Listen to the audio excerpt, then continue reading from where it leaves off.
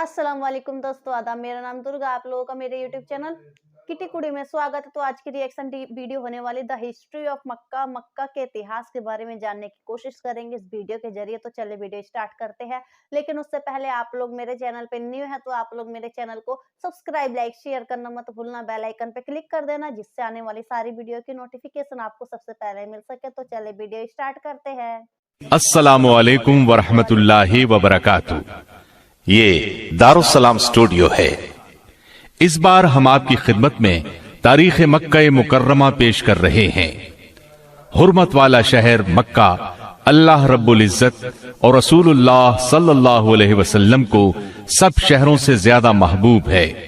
मुसलमानों का किबला है, इनकी दिली मोहब्बत का मरकज है, हज का मरकज भी है, मुसलमानों की बाहमी मुलाकात और ताल्लुकात की मंजिल है।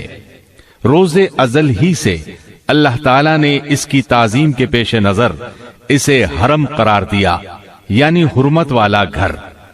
फिर इसमें काबा है। काबा रूए जमीन पर अल्लाह ताला की इबादत के लिए बनाया जाने वाला सबसे पहला घर है। इस कदीम तरीन घर ही की वजह से इस इलाके को हरम का दर्जा मिला।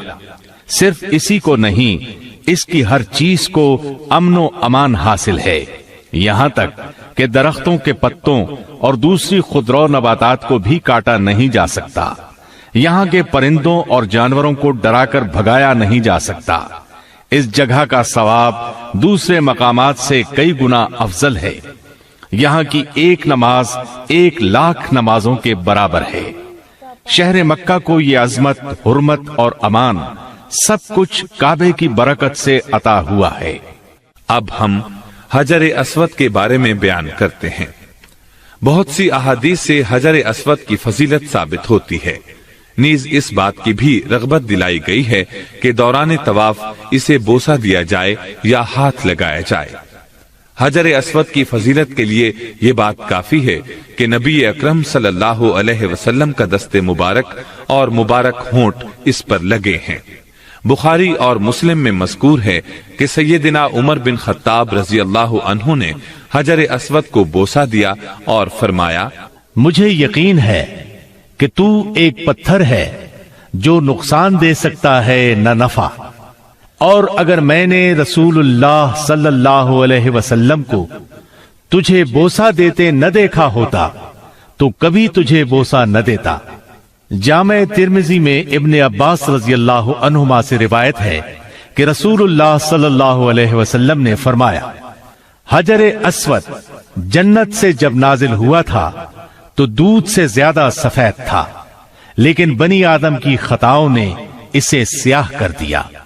इसी तरह तिर्मिजी में इब्ने अब्बास रजी अल्लाह अन्हुमा ही से रिवायत है कि रसूलुल्लाह सल्लल्लाहु अलैहि वसल्लम ने फरमाया, अल्लाह की कसम, अल्लाह क़यामत के दिन हजर अस्वद को इस हाल में लाएगा कि उसकी 2 आंखें होंगी जिनसे देखेगा, और जुबान होगी जिससे बोलेगा। जिस शख्स ने दुनिया में इसको ईमान की हालत में बोसा दिया होगा या हाथ लगाया होगा, ये उसके हक में गवाही देगा। मुस्नद अहमद और सही इब्ने खुज़ैमा की हदीस है, सैयदना अब्दुल्ला बिन अम्र बिन आस रज़ी अल्लाहु अन्हुमा ने अपने कानों पर हाथ रखकर 3 बार फरमाया, मैं अल्लाह की कसम खाता हूं, मैंने रसूलुल्लाह सल्लल्लाहु अलैहि वसल्लम को फरमाते सुना है, हजर अस्वद और मकाम इब्राहीम जन्नत के 2 चमकदार पत्थर थे, लेकिन अल्लाह ताला ने इनका नूर खत्म कर दिया। अगर अल्लाह ताला इनका नूर खत्म न फरमाता तो ये जमीन और आसमान के दरमियान या मशरिक व मगरिब के दरमियान पूरी दुनिया को रोशन कर देते। सैयदना इब्राहीम अलैहिस्सलाम ने काबा बनाया, मगर एक पत्थर की जगह बाकी थी। इस्माइल अलैहिस्सलाम कोई पत्थर तलाश करने लगे तो इब्राहीम अलैहिस्सलाम ने फरमाया, जैसा पत्थर मैं तुझे बताता हूं उस किस्म का पत्थर लाना। चुनाचे इस्माइल अलैहिस्सलाम पत्थर तलाश करने चले गए। जब लेकर आए तो देखा कि इब्राहीम अलैहिस्सलाम ने उस जगह एक पत्थर नस्ब कर दिया है। पूछा, अब्बा जान ये पत्थर कौन लाया? فرمایا یہ پتھر وہ شخص لایا جو تیری تعمیر کا محتاج نہیں، اس کو جبریل علیہ السلام آسمان سے لائے ہیں۔ سیدنا عبداللہ بن عمر رضی اللہ عنہما نے حجر اسود کو چھوا، پھر اپنے ہاتھ کو بوسہ دیا اور فرمایا جب سے میں نے رسول اللہ صلی اللہ علیہ وسلم کو اسے بوسہ دیتے ہوئے دیکھا ہے، اس وقت سے میں نے اسے بوسہ دینا نہیں چھوڑا۔ اب ہم آپ کو زمزم کے کنویں کے بارے میں بتاتے ہیں۔ چاہے زمزم کی کھدائی اور چشمہ پھوٹ پڑنے کا قصہ مشہور ہے۔ ابراہیم علیہ السلام اپنے فرزند اسماعیل علیہ السلام اور ان کی والدہ کو لے کر یہاں آئے۔ اسماعیل علیہ السلام ابھی شیرخوار تھے۔ ابراہیم علیہ السلام نے زمزم کی جگہ سے کچھ اوپر ایک درخت کے نیچے انہیں ٹھہرا دیا۔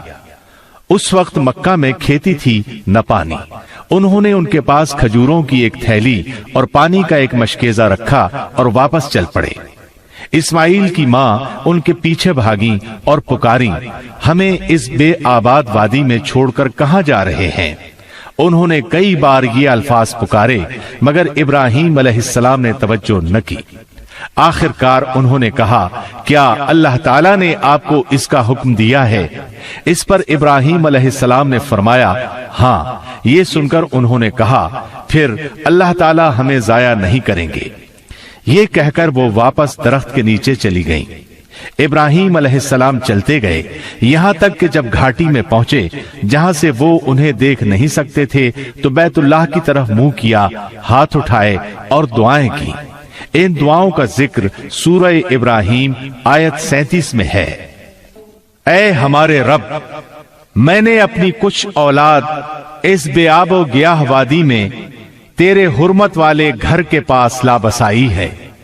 اے اللہ، یہ اس لیے کہ وہ نماز قائم رکھیں، پس تو کچھ لوگوں کے دلوں کو ان کی طرف مائل کر دے اور انہیں پھلوں کی روزیاں عنایت فرما تاکہ یہ شکر گزاری کریں۔ اسماعیل علیہ السلام کی والدہ سکون سے انہیں دودھ پلاتی رہیں اور خود پانی پیتی رہیں، یہاں تک کہ پانی ختم ہو گیا اور بچہ پیاس سے بلکنے لگا۔ وہ بے بسی سے اسے بلکتا دیکھتی رہیں، آخر رہ نہ سکیں تو اٹھ بھاگیں۔ قریب ترین پہاڑی صفا تھی، اس پر چڑھ کر ادھر ادھر دیکھا شاید کوئی نظر آ جائے، لیکن کوئی نظر نہ آیا تو نیچے اتری۔ ہموار زمین تک پہنچی تو قمیص کا کنارہ ہاتھ میں پکڑ کر ایک مصیبت زدہ انسان کی طرح بھاگتی ہوئی مروہ پہاڑی تک آئیں۔ اس پر چڑھ کر بھی ادھر ادھر دیکھا مگر کوئی نظر نہ آیا۔ 7 مرتبہ اسی طرح کیا۔ رسول اللہ صلی اللہ علیہ وسلم فرماتے ہیں، سعی اسی بنیاد پر شروع ہوئی۔ جب وہ آخری مرتبہ مروہ پر چڑھیں تو انہیں ایک آواز سنائی دی۔ اپنے آپ سے بولیں، چپ۔ پھر غور سے آواز کو سننے کی کوشش کی، پھر بولیں، میں نے تیری آواز سن لی ہے، اگر کچھ مدد کر سکتا ہے تو کر۔ اب جو نظر اٹھی تو ایک فرشتہ زمزم والی جگہ کے پاس کھڑا نظر آیا۔ فرشتے نے زمین پر اپنی ایڑی یا پر مارا اور پانی نکل آیا۔ وہ بھاگی بھاگی آئیں اور اپنے ہاتھوں سے اس جگہ کے گرد حوض سا بنانے لگیں۔ چلو میں پانی لے لے کر مشکیزہ بھرنے لگیں۔ ادھر پانی جوش سے ابل رہا تھا۔ بخاری میں ہے، سیدنا ابن عباس رضی اللہ عنہما بیان کرتے ہیں کہ نبی اکرم صلی اللہ علیہ وسلم نے فرمایا، اگر سیدہ ہاجرہ علیہ السلام نے زمزم کے پانی کو اسی طرح رہنے دیا ہوتا اور چلو بھر کر مشکیزے میں نہ ڈالتی تو زمزم ایک کنویں کی بجائے جاری چشمہ بن جاتا۔ اب انہوں نے پانی پیا، بچے کو دودھ پلایا تو فرشتہ کہنے لگا، یہ نہ سمجھنا کہ تم ضائع ہو جاؤ گے، یہ سامنے اللہ کا گھر ہے، اس گھر کو یہ بچہ اور اس کے والد نئے سرے سے بنائیں گے۔ اللہ اپنے دوستوں کو ضائع نہیں کرتے۔ عرصہ دراز کے بعد اور طویل سلسلہ شب و روز کے گزرنے سے زمزم ناپید ہو گیا، اس کے آثار مٹ گئے۔ علامہ یاقوت حموی اپنی کتاب موجم البلدان میں لکھتے ہیں کہ زمزم کے جاری ہونے پر لمبی مدت گزر گئی، یہاں تک کہ سیلابوں اور بارشوں نے اس کے نشانات کو مٹا دیا۔ सही बात यह है कि बनु जुरहुम जब मक्का छोड़कर चले गए तो उन्होंने खुद ही इस कुएं को मिट्टी से पाट दिया। फिर अरसे दराज तक जमजम नापैद रहा, किसी को इसकी जगह तक का पता न था। यहाँ तक कि सरदार अब्दुल मुत्तलिब को हाजियों को पानी पिलाने और खाना खिलाने के ओहदे मिले। तब उन्होंने ख्वाब में देखा कि उनसे कहा गया तैबा खोदो। पूछा तैबा क्या है? अगले दिन फिर ख्वाब में कहा गया बर्रा खोदो। बर्रा का मतलब है बहुत ज्यादा नफा बख्श। तो आप लोगों ने देखा किस तरीके से बता रखा है, किस तरीके से जमजम का पानी मतलब फरिश्ते की वजह से जो थे हजरत फरिश्ते उन्होंने मतलब जमीन पे एड़ी मार थी जिसकी वजह से जमजम का पानी आया। और किस तरीके से वहाँ जो मक्का है वहाँ पे लोग हज करने जाते हैं तो वह हज कितने सालों के बराबर होता है, वहाँ पे कितने ही हमें पुण्य मिलते हैं, बहुत अच्छे तरीके से बता रखा है। और हजरत इब्राहिम के बारे में भी बता रखा है, उनकी माँ के बारे में भी बता रखा है, किस तरीके से मक्का बनाया गया उसके बारे में भी आगे बताएंगे। लेकिन अभी स्टार्टिंग है तो नेक्स्ट पार्ट में देखेंगे कि क्या बताते हैं। लेकिन जितने भी नॉलेज बताओ काफी ज्यादा अच्छे थे। तो आप लोग बताना कि आप लोगों को वीडियो कैसा लगा, आप लोग कमेंट करके जरूर बताना। और आप लोग मेरे चैनल पे न्यू है तो आप लोग मेरे चैनल को सब्सक्राइब लाइक शेयर करना मत भूलना, बेल आइकन पे क्लिक कर देना जिससे आने वाली सारी वीडियो की नोटिफिकेशन आपको सबसे पहले मिल सके। तो फिर मिलते हैं नेक्स्ट वीडियो में।